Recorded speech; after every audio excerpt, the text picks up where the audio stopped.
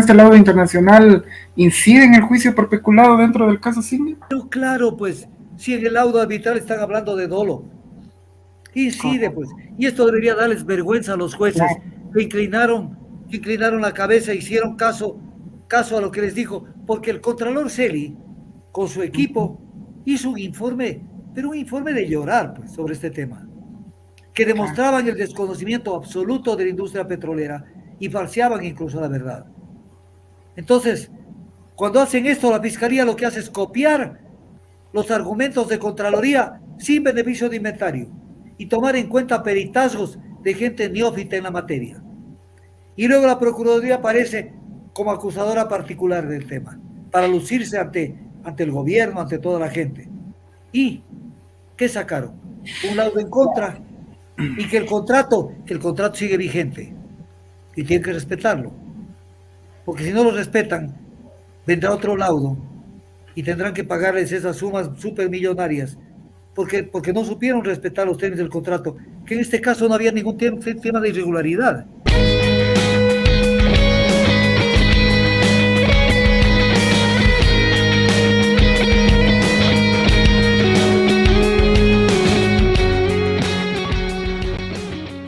El 24 de mayo, un tribunal de arbitraje internacional condenó al Ecuador al pagar daños patrimoniales y morales a Gente Oil, más intereses y parte de las cosas del procedimiento y de letrados de Gente Oil. Entre lo más importante del laudo está el tribunal arbitral confirmó la legalidad del contrato. Ecuador reconoce que el contrato resulta altamente beneficioso para el Ecuador al oponerse a su terminación. Los fundamentos de la recomendación de la Contraloría en el informe general para reducir la tarifa están erradamente analizados y son contrarios al equilibrio económico del contrato. En el proceso penal, la Procuraduría distorsionó los términos de contrato y el cálculo de los supuestos daños sufridos por el Estado ecuatoriano. El comportamiento del Ecuador debe ser considerado doloso. En ese sentido, estimado doctor, el actuar de la Contraloría con su informe que determinó indicios de responsabilidad penal por un supuesto perjuicio al Estado, la sentencia dictada por el Tribunal de la Corte Nacional de Justicia, los implicados, y el actuar de la Procuraduría, que presentarían acción de nulidad. A ver, lo que dijo el doctor Íñigo Salvador, dijo que van a apelar del laudo. Ya. Del laudo no cabe apelación, porque en este caso, el artículo 32, numeral 2 de las reglas de la Comisión de Naciones Unidas para el Derecho Mercantil, UNCITRAL en inglés, que son las reglas que se utilizaron para el arbitraje, dice: el laudo se dictará por escrito y será definitivo, inapelable y obligatorio para las partes. O sea, tenemos un procurador que no distingue lo que es una apelación de lo que es ejercer un recurso de nulidad, que es el único recurso que se puede ejercer contra un laudo. También se puede pedir la rectificación del laudo, pero solo sobre errores de cálculo, de copia o tipográficos. Pero que es una cosa que no cambia el fondo del laudo. Pero en términos de apelación es inapelable. Entonces tenemos un procurador que está en la luna, pues. Está en la luna porque no entiende de este tipo de cosas. La primera cuestión. Segundo, vamos a analizar el caso de Singer. Espérenme un ratito, que estoy tratando de que me funcione esta cuestión. Ya. A ver. ¿Quiénes participan en este laudo? Porque después es que es un país. Claro, y la gente deja nomás pasar. Participó la Procuraduría. La Procuraduría, cuyo titular, Íñigo Salvador Crespo, escribió algunos artículos antes de ser procurador, pontificando los arbitrajes internacionales. Y ahora, la demandada estuvo representada, ¿sabe por quién estuvo representada en este laudo? Por Íñigo Salvador, procurador del Estado, por Claudia Salgado Levi, director de Asuntos Internacionales y Arbitraje, por Nazaret Ramos, subdirector de Asuntos Internacionales, por Amparo Miranda Carolina Guzmán, de la Procuraduría. En definitiva, los que pelearon ese arbitraje fue la Procuraduría. ¿Y quiénes son los que llevaron la peor parte? Fueron la Procuraduría. Entonces, ese es el tema del tema. Ahora, comencemos para que la gente tenga idea. Entre los años 1991 y 97, el bloque Cinque fue operado por Petroecuador a través de su filial Petroproducción. Pero ese bloque fue abandonado porque ya dejó de ser de interés por contener crudo de baja gravedad y por necesitar técnicas de recuperación exclusivamente costosas. O sea, no es que Petroecuador tenía el campazo, el campo más importante. Era un bloque que lo abandonaron y luego lo adjudicaron al contrato en diciembre del 2007. Adjudicaron al Consorcio Petrolero Amazónico este contrato. Y esto no consta en el laudo. No consta en el laudo, pero yo lo conozco. Este contrato no se pudo ejecutar. ¿Por qué no se pudo ejecutar? Porque Petroproducción boicoteó la ejecución de ese contrato. O sea, ¿cómo? No les daban las autorizaciones a tiempo, o sea, no les contestaban los petitorios y después tuvieron que declarar a fuerza mayor la misma Petroecuador, asumiendo que ellos no dieron las facilidades. Pero dan a entender como que era un campo pero enorme. Luego es importante ver una cuestión que es importante ver, porque si hay algún caso que a mí me enerva, es el caso Singue, porque tenemos unas autoridades judiciales de fiscalía y los jueces, o sea, y de Contraloría, que es una miseria. Por ejemplo, ¿cuál es el objeto de un contrato petrolero? Es que se le entrega un bloque a una compañía para que esa compañía mejore de lo que se tiene previsto, mejore la producción, porque mejorando la producción se beneficia el Estado, porque el Estado lleva la mayor tajada de la producción. Entonces, es muy importante que la empresa mejore la producción, haga más inversiones, porque se beneficia el Estado. Entonces, en la reforma a la ley de hidrocarburos, cuando le enviaron para facilitar estos contratos, se dice que se introducen disposiciones que permiten impulsar la actividad hidrocarburífera incrementando los niveles de producción de los campos petroleros. O sea,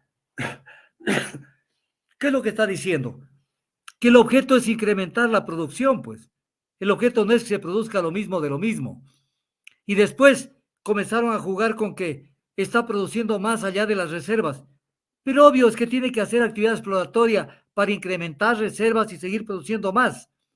Y más bien hay que castigar a la empresa que solamente viene a sacar lo que le entregaron y que no quiere hacer inversiones de desarrollo. O sea, el razonamiento al revés, la carreta puesta delante de los caballos. En el 2011, el Comité de Licitaciones de Hidrocarburos recibe una única oferta por el campo Singue. Una única oferta. Una. O sea, era tan importante el campo, por lo menos 2 ofertas, hubieran habido 3 o 4. Era uno solo. Se adjudica el contrato que es suscrito el 30 de abril de 2012, cumpliendo toda la reglamentación que había. Luego se autoriza la transferencia de este contrato a Gente Oil. ¿Por qué? Porque las inversiones comenzaron a crecer y el socio de Gente Oil no tenía los recursos para aportar el porcentaje que tenían en el consorcio. Entonces, ¿qué otra salida era? Véndeme tu parte y yo sigo invirtiendo. Y de esa manera se cambió, Gente Oil pasó a dominar todo esto y esto se hace bajo el ministerio que estuvo a cargo no precisamente de Wilson Pastor, sino de Pedro Merizalde. Se reforma, bueno, otro tipo de cosas para no ir tocando temas que nos salen del tema. El procedimiento cumplía las disposiciones legales. Aquí viene un tema que es importante. Cuando se les entrega el campo con 2 millones y un piquito chiquito de reservas, no era que tenían que sacar eso porque las reservas, así sean probadas, no es que usted tiene, como decir, en una bodega 1000 quintales de arroz, que es algo específico, y usted saca 500 y le quedan 500. Las reservas, incluso probadas, Eso es una información técnica susceptible de cumplirse o no, porque nadie sabe cuánto mismo hay debajo de la tierra. Puede haber más o puede haber menos. Y eso se va descubriendo con perforación, con inversión. Entonces, el que comienza a boicotear el contrato, porque yo soy de las personas que no me caso con nadie. Claro. El 14 de enero del 2015, el Ministerio de Economía y Finanzas, pleno gobierno de Correa, es el que se confunde o lo hace a propósito y dice que en 22 meses desde que se inició la producción de crudo se habían explotado el 58.5% de las reservas a explotar en 20 años. Qué mejor, pues, qué mejor, porque se veía que ese campo que se preveía que produzca 2.000 barriles iba a producir 10.000 barriles. Pues. Y el Estado ecuatoriano era el gran beneficiario, porque es el que tenía una participación enorme en ese campo. Entonces, el Ministerio de Economía y Finanzas, pleno gobierno de Correa, comienza a boicotear la ejecución del contrato. Y después aparece Correa diciendo, aprovechándose de este laudo, que ahí está como lo han atacado a su gobierno. ¿Y por qué no se recuerda cómo se comportó su ministro de Economía en este tema? Porque el Ministerio de Economía y Finanzas reaccionó de esta manera boicoteando, porque no quería dar el dinero para que se construya un oleoducto secundario, para que la empresa pueda entregar el crudo. Entonces, la empresa la pusieron contra la pared. ¿En qué sentido? En que la empresa decía, estoy haciendo inversiones. Se comprometió a hacer inversiones por más o menos 27 millones de dólares. Y ya llegó a invertir casi 140 millones de dólares. O sea, mucho más. O sea, demostrando que era solvente y que quería mejorar la producción. Pero si hacía eso, el Estado tenía que responderle y decir, ¿cómo va a transportar ese crudo? ¿Dónde tiene que entregar ese crudo? Pero cuando el Estado, por falta de recursos, porque la plata se la llevaban por otro tipo de cosas, no habilitaba eso, entonces la empresa la pusieron contra la pared, tratando de mejorar la producción, pero sin poder mejorar porque no había quien le reciba su producción incrementada. Entonces, ¿quién falló? Desde ese gobierno le comenzaron a fallar. Luego viene el tema de que la resolución de la glosa que la Contraloría la dictó fue declarada por el Tribunal Distrital de los Contenciosos Administrativos, fue declarada nula. Claro que todavía está bajo un recurso de casación en la Corte Nacional de Justicia, pero fue declarada nula porque fue una estupidez lo que hizo la Contraloría. Fue una estupidez sin nombre que la hizo Pablo Celi. Entonces, este es el tema. ¿Y qué es lo que argumentaba en estas cosas la Contraloría, la Fiscalía y la Procuraduría, al final que se sumó? La inadecuada consideración del riesgo exploratorio en la renegociación negociación inicial de la tarifa. Dice la ley de hidrocarburos que entre la tarifa se debe tomar en cuenta el riesgo que incurre la compañía. ¿Cómo puede el Estado saber cuál es el riesgo que incluye una compañía? La compañía debe saber por qué incluye y qué es lo que considera el análisis político, el gobierno, la capacidad de pago, el precio del petróleo. Entonces no se van a poner de acuerdo. ¿Qué te parece si calculamos con un precio de tanto? El uno va a decir, yo no creo que suba tanto. El otro va a decir, yo sí creo que va a subir. Entonces, obligación de desglosar la tarifa. Nunca la industria petrolera ecuatoriana se ha obligado a desglosar la tarifa.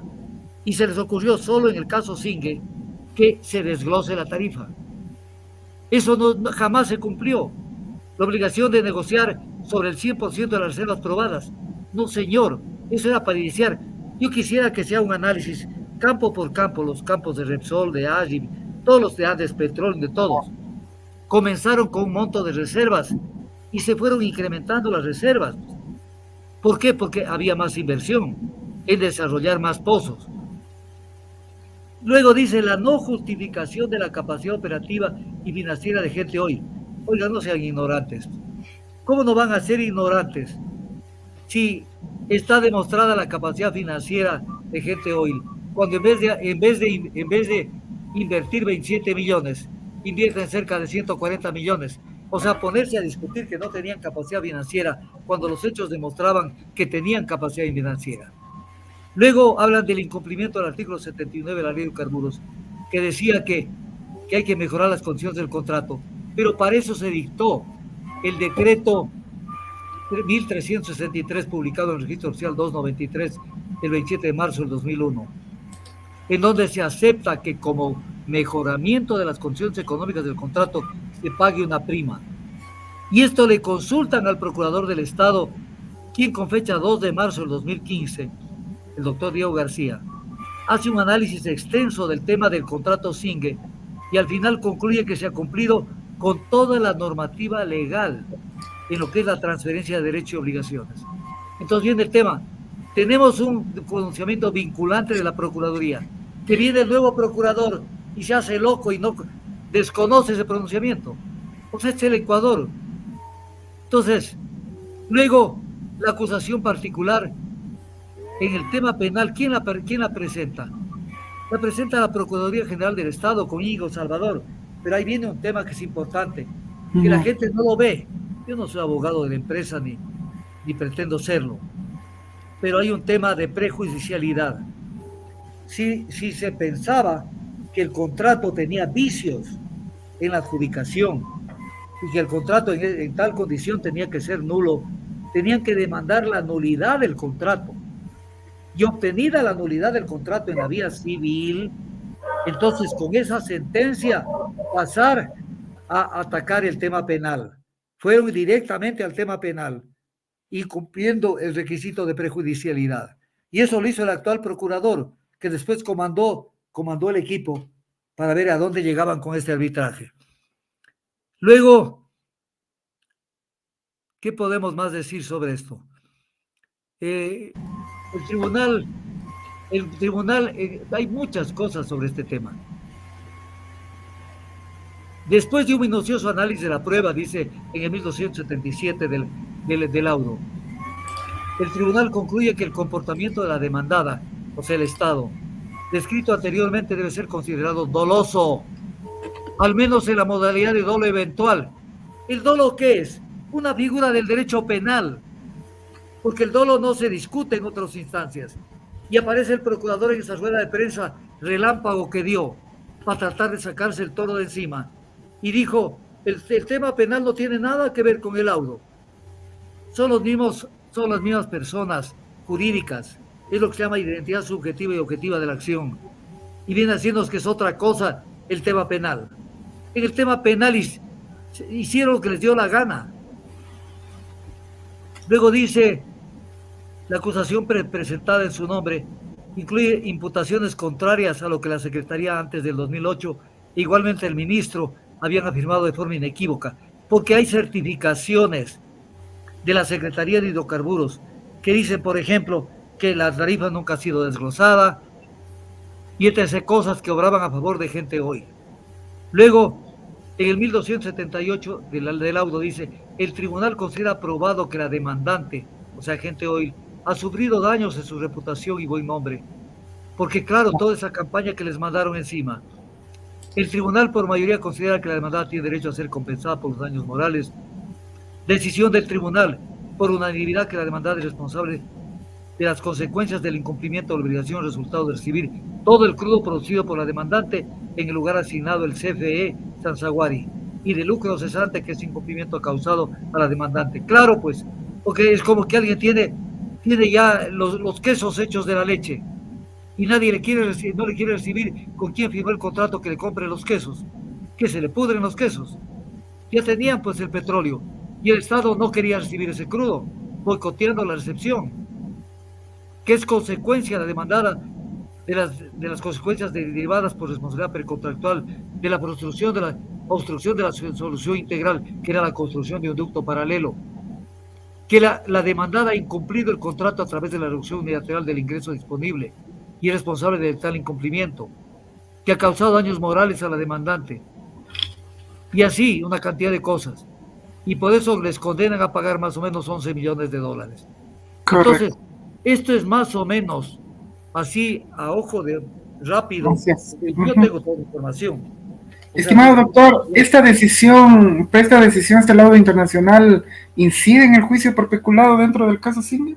Claro, pues, si en el laudo arbitral están hablando de dolo, incide, pues. Y esto debería darles vergüenza a los jueces, que inclinaron la cabeza, hicieron caso caso a lo que les dijo, porque el Contralor Celi, con su equipo, hizo un informe, pero un informe de llorar, pues, sobre este tema, que demostraban el desconocimiento absoluto de la industria petrolera y falseaban incluso la verdad. Entonces, cuando hacen esto, la Fiscalía lo que hace es copiar los argumentos de Contraloría sin beneficio de inventario y tomar en cuenta peritazgos de gente neófita en la materia. Y luego la Procuraduría aparece como acusadora particular del tema, para lucirse ante el gobierno, ante toda la gente. ¿Y qué sacaron? Un laudo en contra y que el contrato sigue vigente y tienen que respetarlo. Porque si no lo respetan, vendrá otro laudo y tendrán que pagarles esas sumas supermillonarias porque no supieron respetar los términos del contrato, que en este caso no había ningún tema de irregularidad. Vamos a poner un tema de la señora Silvana Pasto. Ese tema me llama la atención porque no sé si es que caen en delitos de concusión. No, pues o tráfico de influencias, porque por la relación que tenía con el familiar. Bueno, eso también quisiera que me ayude a contestar esa pregunta. Pero a ver un ratito. Cuando usted tiene intereses en algo, usted puede caer en alguna de las figuras penales. Pero ella era una empleada y sigue siendo una empleada de Gente Oil. Empleada. Ella no tiene acciones en Gente Oil. Ella no es dueña de patrimonio en Gente Oil. Entonces, claro, o sea, imagínese si usted trabaja en una compañía minero petrolera y le nombran a un pariente suyo ministro de Energía, por ponerle un ejemplo. Usted tiene que salir corriendo por la ventana porque le han nombrado al ministro. Usted es un empleado de la empresa, un empleado de la compañía. Lo que pasa es que hacen un juego de palabras para que la gente diga como que el ministro Pasto le entregó el contrato a su hija. No, señor, era la única oferta que había y una oferta que demostró que ese campo podía aportar al desarrollo del país y donde incluso había la intención de inversión catarí y de otras partes de mejorar ese campo, pero ya le metieron la política. Lo mismo que habla Correa cuando habla de la judicialización de la política. Aquí la judicialización de un aspecto de un contrato petrolero que lo utilizaron como emblema para joderlo a Lazo y joder a un poco de gente, cuando no hubo absolutamente nada. Los reglamentos para la adjudicación dicen que la tarifa será negociada. Negociar no es que yo le imponga a usted una tarifa, pues Jairo, porque si usted me dice no estoy de acuerdo, sencillamente no hay firma del contrato. Pero además hay otra cosa donde lo confunden al país, verá. Correcto. Dicen, ¿cómo les otorgan una tarifa de $33.5 por barril? Cuando una de las empresas que participó en el contrato que no se ejecutó, porque Petroproducción boicoteó esa ejecución, por eso declaró la fuerza mayor. Una de las empresas dice, tuvo el contrato antes, pero un contrato que no le pararon bola, primero. Y que ese contrato tenía una tarifa de $29 por barril. Pero espérese un ratito. Hasta ahí, por ejemplo, una persona neófita en la materia cae en la trampa y dice, claro, pues, de 29, que ha sido los mismos de Digoil, ¿cómo así le subieron a 33.50? Allí nomás hay una diferencia y hay dolo y hay perjuicio. A ver un ratito, es como que yo le diga, Jairo, yo le construyo en su terreno, le construyo un edificio de 5 pisos y le va a costar tanto. No me acepta, pasa el tiempo, se declara nulo el contrato, la fuerza mayor se deja sin efecto. Vuelven a sacar a licitación el terreno y dice, construyame otra vez el edificio. Yo le oferto y le digo, vea, no le voy a hacer 5 pisos, le voy a hacer 8, 9 o 10 pisos. Entonces, ¿qué la tarifa es la misma? O sea, el plan de desarrollo del anterior contrato de Singue no es el mismo del siguiente contrato que se firmó con el Consorcio Petrolero Amazónico. No, son dos contratos. Tanto que en el uno se iba a invertir, por decirle, 20 millones o qué sé yo. Y en este otro terminaron invirtiendo casi 140 millones. Entonces no es lo mismo, pues. No es lo mismo un edificio de 20 pisos que una mediagua, pues. Entonces no se puede comparar una tarifa, sino comparando lo que se iba a ir a hacer con un contrato, eso se llama plan de desarrollo, de lo que se iba a hacer con otro contrato.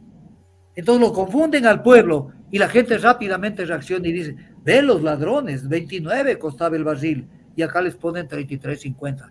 pero hay más inversiones, hay más producción y el Estado recibe una mejor participación. Entonces la gente no llega a esos niveles porque no les explican, no les ayudan. Entonces la gente cae en la trampa de generalizar las cosas y creen que todo es así. Cuando tienen un objetivo, ese fue uno de los objetivos claros. Ya lo tenían preso a la GRAS. Necesitaban buscarle un objeto, un pretexto para molestarlo. Y le encontraron Singue. Singue que no tenía vela en el entierro en ese tema.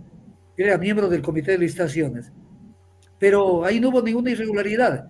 Glass metió las de andar en otros casos y de eso no se acordaron. O sea, vean lo sustancial, vean aquello que es importante, pero no se metan en casos que no tienen la importancia. Pero se metieron allí por joder. Y ahí está la consecuencia. Un laudo que tienen que aplicar el recurso de nulidad si quieren hacerlo, pero que el Procurador General del Estado ahí no puede apelar, porque eso no cabe de acuerdo al mismo artículo 32 de la CNDUMI. O sea, prepárese pues, para ser procurador. Chuta, usted tiene que ser una bala pues, en las leyes y en el derecho, pero cada vez demuestra que está allí de adorno nomás. Y rapidito se salió de esa rueda de prensa y ya todo el mundo se tranquilizó. Y vamos a discutir y vamos a pelear y vamos a apelar. Recurso de nulidad ante las Cortes chilenas, porque esto se dictó en Chile, y se acabó. Y se acabó, como las tantas tonteras que se ha hecho durante la administración de Salvador en la Procuraduría.